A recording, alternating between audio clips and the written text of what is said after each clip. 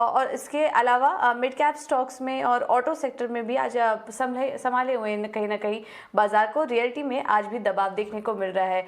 ऐसे में HDFC asset management के senior fund manager Gopal Agarwal से हमने बात की और उनका क्या कहना था बाजार पर, आइए आपको सुनवा देते हैं। और अर्निंग ग्रोथ और लिक्विडिटी के आधार पर चलता है बाजार, और इसके अलावा उनकी क्या राय है ये भी आपको सुनवा देते हैं। मैं ये बात जरूर कहूंगा कि मार्केट जो है वो स्लेव होता है अर्निंग ग्रोथ का, इंटरेस्ट रेट और लिक्विडिटी का। इसमें नियर टर्म में क्या हुआ है कि जैसे कि एनर्जी प्राइसेस आपने देखे कि ओमिक्रॉन के पीयर के पहले जो है काफी स्ट्रेंथन हो गई थी, स्पेशली ऑयल प्राइस और European gas prices, American gas prices जो है स्ट्रेंथन होने के कारण हमने देखा कि हमारा जो ट्रेड डेफिसिट है लास्ट 2 मंथ्स का ज्यादा आया है। और जब भी ट्रेड डेफिसिट बढ़ने लगता है इंडिया में तो जनरली लिक्विडिटी जो है सिस्टम की कम होने लगती है और शॉर्ट टर्म इंटरेस्ट रेट जो है वो बढ़ने लगते हैं। तो हमने क्लियरली देखा है कि शॉर्ट टर्म इंटरेस्ट रेट जो है बॉटम हो गए हैं और वो बढ़ने शुरू हो गए हैं।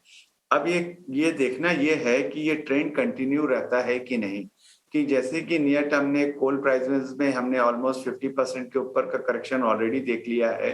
अभी ऑयल प्राइसेस जो है लास्ट 3-4 दिनों में जो करेक्ट हुई है, तो ये कैसा ट्रेंड सस्टेन करता है ये देखना बहुत बहुत जरूरी है कि उससे ये डिसाइड करता है। क्योंकि देखिए market is a function of, is a discounting mechanism, it discount the future earning to present value by an interest rate.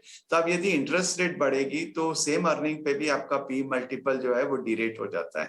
तो यही चीज जो है जो ये शॉर्ट टर्म को इम्पैक्ट कर सकता है। परंतु जैसे मैं ये कहूंगा कि जो इंडिया का मैक्रो इकोनॉमिक आउटलुक हो रहा है, जो वर्ल्ड जो है डिकार्बोनाइजेशन की तरफ जा रहा है, EV adoption, hydrogen fuel technology की बात कर रहे हैं, तो हमारा जो है मीडियम टर्म आउटलुक है इंडिया का काफी पॉजिटिव हो रहा है। नियर टर्म में डेफिनेटली कुछ कारणों से, जैसे कि मैंने कहा कि ये की मॉनिटरेबल है कि ट्रेड डेफिसिट कैसे मूव होता है जो कि शॉर्ट टर्म इंटरेस्ट रेट को इफेक्ट करता है, तो ये हमको देखना है। साथ साथ जो अभी आपने देखा कि फेड टेपरिंग की भी बात है, ऑलरेडी फेड टेपरिंग स्टार्ट हो गई है, this is the first month. इसके बावजूद भी मैं ये कहूंगा कि इंडियन रुपी का बिहेवियर जो है काफी कमेंडेबल था। We have moved in a band. ये इसलिए हुआ है क्योंकि हमारा मैक्रो इकोनॉमिक एनवायरनमेंट जो है काफी बेटर है पास्ट से। तो मैं ये कहूंगा कि इन्वेस्टर को ज्यादा वरी नहीं करना चाहिए, डेफिनेटली एसेट एलोकेशन पे स्ट्रिक्ट होना चाहिए। मार्केट में जो शॉर्ट टर्म करेक्शन हुआ है वो 2 कारण से, जैसे मैंने कहा कि सेकेंडरी मार्केट से प्राइमरी मार्केट में मनी की शिफ्ट हुई है और थोड़ा हमारा वैल्यूएशन जो है नियर टर्म में स्ट्रेच हो गया था क्योंकि बहुत शार्प रैली मार्केट में थी। एक आखिरी सवाल गोपाल आपसे, वो ये कि अगर किसी इन्वेस्टर को, आपके यूनिट होल्डर्स को, आप हमारे जो व्यूअर्स हैं वो जो सुन रहे हैं अभी आपको, अगर उनको 3 से 5 साल अपनी पोर्टफोलियो स्ट्रैटेजी बनानी है और उन्होंने अपना एसेट एलोकेशन ऑलरेडी रिगार्ड पे ले लिया है, सिर्फ इक्विटी पोर्शन की मैं बात कर रहा हूँ, तो क्या राइट तरीका होगा इस प्रॉफिट ग्रोथ को, इस इकोनॉमिक एक्सपेंशन को अपने पोर्टफोलियो में कैप्चर करने का? क्योंकि लार्ज कैप्स एक डिफरेंट वैल्यूएशन बैंड में ट्रेड करते हैं वर्सेस देयर अर्निंग्स ग्रोथ, जबकि मिड कैप कुछ हिस्सा मिड कैप या स्मॉल कैप का ऑलरेडी बहुत आगे तक की स्ट्रांग अर्निंग ग्रोथ को ऑलरेडी कैप्चर कर रहा है।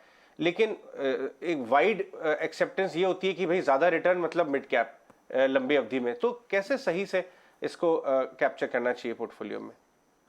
देखिए मैं कुछ बातों का इन्वेस्टर्स को ध्यान रखना चाहिए कि जैसे कि हमने देखा कि अभी इंडियन गवर्नमेंट का फोकस जो है मैन्युफैक्चरिंग पे बहुत ज्यादा है और गवर्नमेंट ने 13 सेक्टर्स में पीएलआई स्कीम जो दी है और लगभग 2 लाख करोड़ का इंसेंटिव जो है इन 13 सेक्टर्स को प्रोवाइड किया है। तो हमारा ये फोकस है गवर्नमेंट का कि मैन्युफैक्चरिंग को बढ़ाना है। इंफ्रास्ट्रक्चर स्पेंड में इस साल का बजट यदि आप देखेंगे, बजटरी एलोकेशन लास्ट 10 साल का हाईएस्ट एलोकेशन है। तो और कॉर्पोरेट की बैलेंस शीट जो है काफी रिपेयर हो गई है, डेट इक्विटी रेशियो 0.71:1 हो गया है। तो आप यदि ये फंडामेंटल्स देखेंगे तो ये काफी पॉजिटिव है।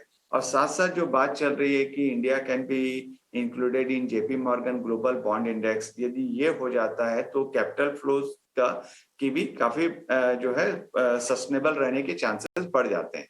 तो यदि आप ये सब चीजों को क्लब करते हैं तो मेरे ख्याल से इन्वेस्टर को एक डाइवर्सिफाइड इक्विटी फंड में एक्सपोजर जरूर रखना चाहिए, जिसमें कि आपका blend large cap, mid cap और स्मॉल कैप का तीनों रहेगा। और ये जो है हमने जो बैक टेस्टिंग भी की है लास्ट 16 साल की, कभी भी एक पर्टिकुलर स्ट्रेटेजी कंसिस्टेंटली अच्छी नहीं करती है। कभी लार्ज कैप अच्छा करता है, कभी मिड कैप अच्छा करता है, कभी स्मॉल कैप अच्छा करता है। तो इसी कारण ये डाइवर्सिफाइड इक्विटी फंड जो है इन्वेस्टर के लिए मेरे मेरे मेरे विचारों से एक अच्छी स्ट्रेटेजी रहेगी, जिसमें उनको निवेश करने की सोचना चाहिए। वो अपना एनालिसिस खुद कर सकते हैं। और इंडियन इकोनॉमिक का जो है नेट जो है फंडामेंटल्स अभी पहले से स्ट्रांग होते जा रहे हैं।